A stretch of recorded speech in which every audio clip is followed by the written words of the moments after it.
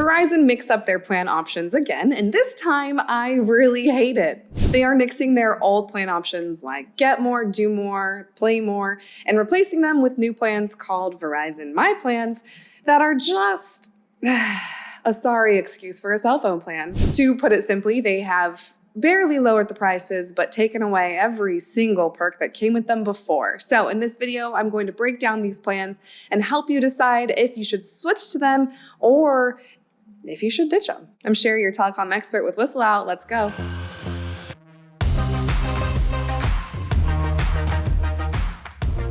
Today, I'm going to help current customers understand what these changes mean for them, and if potential new customers should make the switch at all. We have two new plans. They are called myPlan Unlimited Plus and myPlan Welcome. So let's jump right in. The premium plan, myPlan Unlimited, comes in at $80 a month. And if you have 4 or more lines, it can go down to $45 a month. So really the only way I could recommend this plan to anybody is if it's on a family plan, that might be worth it. But for a singular line, not so much. And this is why. You don't get anything with this plan besides premium data and 30 gigabytes of a hotspot.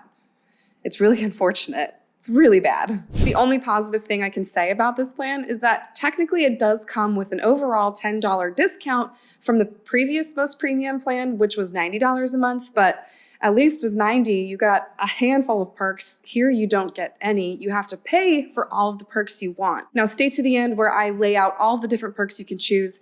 They are all going to be $10 a month, a la carte add-ons. So right now, let's check out the myPlan Welcome and see if that's any better. It's not. So this is a really easy plan to discuss. It's $65 a month, and you get unlimited talk, text, and data, although your data will slow when the network is congested.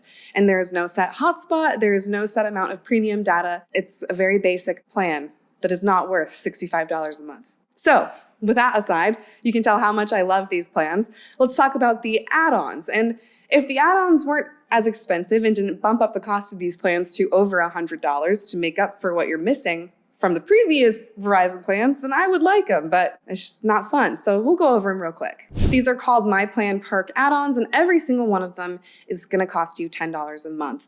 But the savings and the value within them differ. So with that said, let's go through them one by one. The first one is going to be the Disney Plus bundle.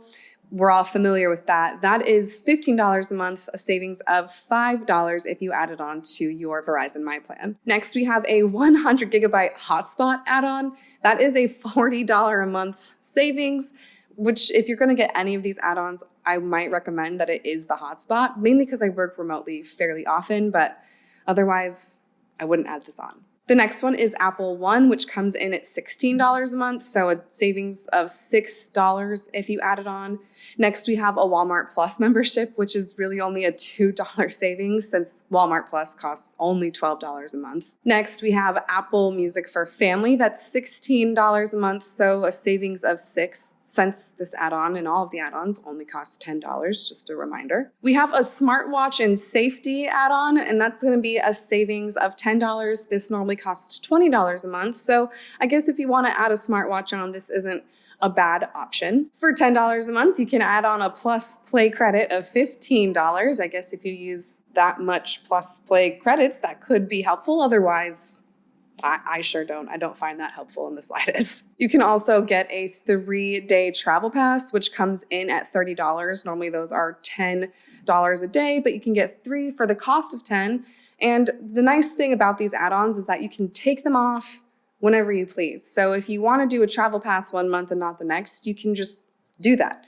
There's no set boundaries. There's no barriers in place keeping you from swapping them out whenever you want. And lastly, we have 2 terabytes of Verizon cloud storage. It's a lot of storage. Now, my only pause I have with ever storing anything on a carrier cloud is that if you leave and you forget about things you have on that cloud, they could be gone forever. So I am just very hesitant to tell people to store anything on their carrier cloud because It just doesn't feel like the safest option for memories or important documents. So now let's talk about current customers. If you are a current Verizon customer, you do not have to switch to these myPlan plans. You can stick with your current Verizon plan. They are not going to force you onto myPlan yet. And I would say ride that wave as long as you can, because you are getting a way better value with your old plan than with these new plans. As much as Verizon's marketing wants to convince you that this is good for value and good for your wallet, it is absolutely not.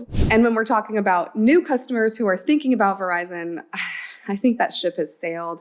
I don't recommend coming to Verizon unless it's for a family plan. If you are one or two people coming to Verizon hoping for a good deal, this is not it. Go with another MVNO like Visible Mobile or Mint Mobile. You will get much more bang for your buck, and the service is relatively exactly the same. So which one of these plans are best? If I haven't convinced you not to go with either of these, then I feel like I've done my job. But if you're still determined to stick with one of these myPlans, which one should you go with? I think what I would do if I was forced to choose between one of these plans is go with the welcome plan for $65 a month, pop on that 100 gigabyte hotspot add-on, and come out with a $75 a month cell phone plan from Verizon. I wouldn't get millimeter wave because you don't on the welcome plan, but there's not much Verizon millimeter wave anyways, so it doesn't really matter all that much. You get all the same 5G and 4G coverage minus the super high 5G speeds. That's what my overall recommendation would be. How do you feel about these plans? Am I overreacting? I don't know. I like to think not. I like to think everything I do is perfectly normal and within reason, but I might be a little too angry for what it's worth. But let me know what you think in the comments. I'm Sherry, your telecom expert with Whistle Out.